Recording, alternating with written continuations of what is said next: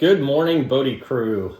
This morning I'd like to go through the new mooring alarm application that we've been working on, some commonly asked questions and some tips and tricks. But first I want to do a big shout out to Alan Carter, aka Wandering Hillbilly, and the Marine Max team that recently used the mooring alarm app and has provided valuable feedback for us. And that's where many of these questions and tips and tricks come from. So let's get started. So the very first question that we get is, how do you get access? So there's two ways to get access while we're beta testing the mooring alarm. First is just send us an email at support@boatyball.com or info@boatyball.com. Let us know that you'd like to beta test the mooring alarm for us, and we'll get you access to the Boaty alarm. The other way is to support us in this development process and join the Boaty crew. This is an upgrade that you can apply for on our website. So take a look at that. We'd love for you to help us support this. Developing software isn't free, and those memberships help us pay to continue to develop this software. All right, so once you have either signed up for the Boaty crew membership or you've reached out to us and we've given you access to the Boaty alarm, the first thing you're going to do is you need to sign up.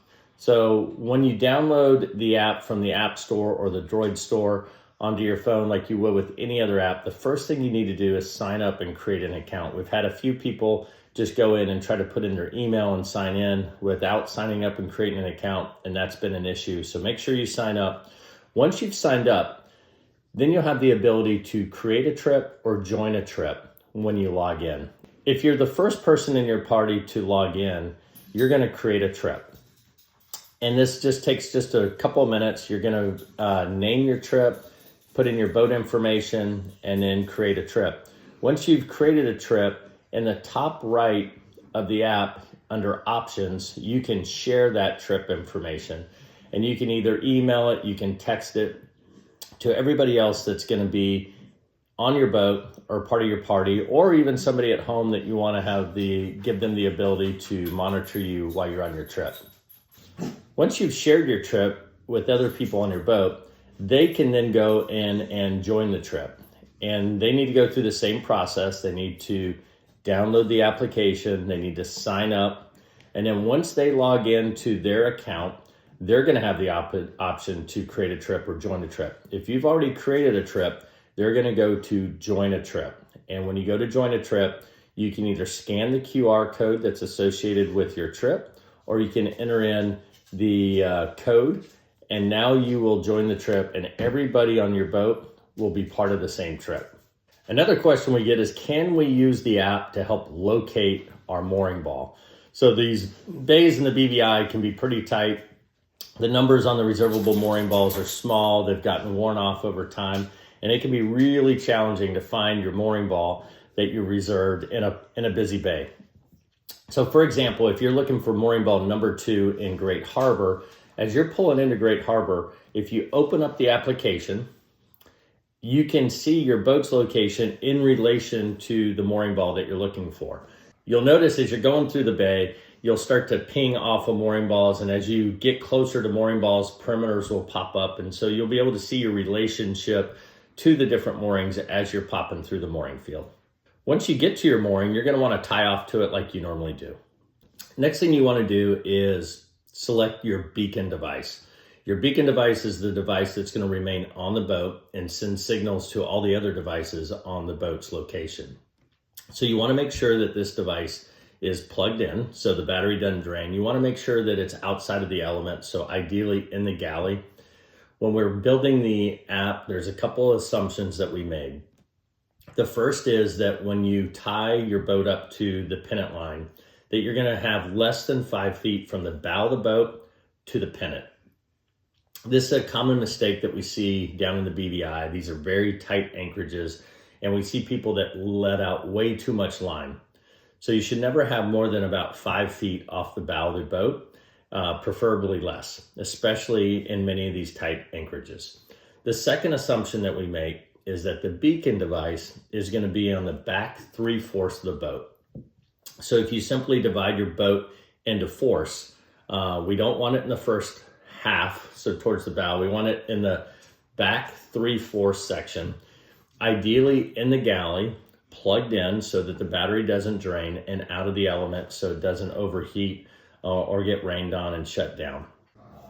Something else we've recently learned is if you're going to use your iPad like I do as your beacon device, it must be an iPad that has cellular service built into it. iPads that do not have cellular service built into it do not have GPS and will not accurately track the boat's location. So if you are going to use an iPad, make sure it's one that has cellular built into it. Ideally, the beacon device will have both Wi-Fi access and data access. The reason why this is important is the beacon device is not only just monitoring the boat's location via GPS, but it's also sending out a signal to everybody else that's on that trip so that they can receive the information. Once you've chosen the device that you're going to use as your beacon device, you'll see a little white anchor above the mooring ball that you're currently tied up to. All you have to do to start monitoring is select that white anchor on the app. And then what you'll see is the white anchor will disappear and you'll see a red flashing anchor in the bottom right. That red flashing anchor indicates that you are now recording and monitoring the boat's location on that mooring ball. Everyone else that's part of the trip will be able to now monitor the boat's location as well. They'll see a green anchor in their app when they open it up. And when they select on the green anchor, that will show the boat's location in relation to the mooring ball and allow you to monitor the boat's location regardless of where you're at. So if you shared that trip with somebody at home, they can monitor you from Texas, where I'm sitting this morning, or they could be monitoring you from White Bay over drinking a painkiller. If for some reason you want to change your beacon device, your battery's draining, or you want somebody else to leave their phone behind, you can simply change beacon devices. So the beacon device that has the red flashing anchor, when you select that red anchor, it stops monitoring. So that's the process that you would use if you were leaving the mooring ball. You want to hit that red flashing anchor that will turn the monitoring off so you don't alarm as you leave that perimeter. But it's also the same process you would do if you wanted to change beacon devices. You'd hit the red flashing anchor that stops monitoring. Now, every other device that's part of the trip that's within that perimeter of the mooring will have the white anchor above the mooring ball in the application that you can select. And by selecting that white anchor, that now determines the beacon device for that trip. Another question we get is, what type of alarms can I expect with the application? And the first one is a low battery alarm that you'll get for your beacon device if it gets below 20% battery. And then you'll actually get an alarm if it gets down below 10%. This is the reason why we want you to make sure you leave it plugged in so you don't get that low battery alarm. The second alarm you'll get is one that's warning you that your boat is getting close to the perimeter and getting close to floating outside the safe zone. And the third alert you'll get is an actual audible alarm that's telling you that your boat has floated outside of the safe zone, the perimeter that we've specified for that mooring ball, and that you should take immediate action.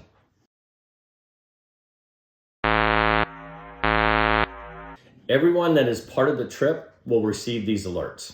All right, now some tips and tricks.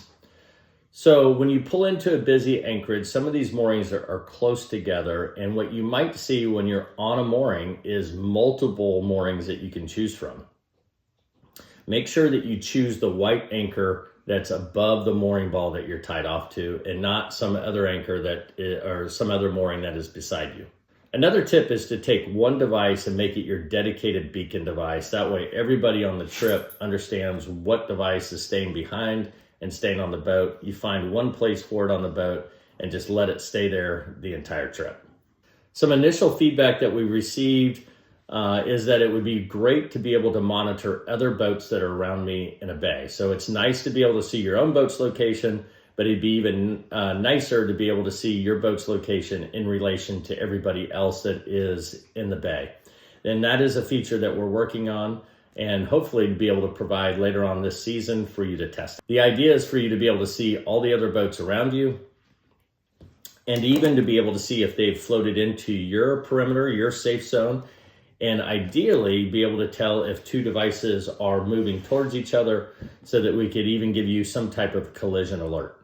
Some other feedback that we have received is it would be nice to be able to change the size of the safe zone perimeter around each mooring.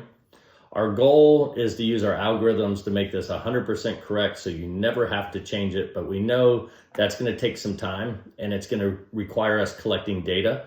The more data that we collect, the more boats that are on the moorings, the smarter and more accurate the perimeter is going to become. But in the meantime, the suggestion would be to give users the ability to increase and decrease that perimeter.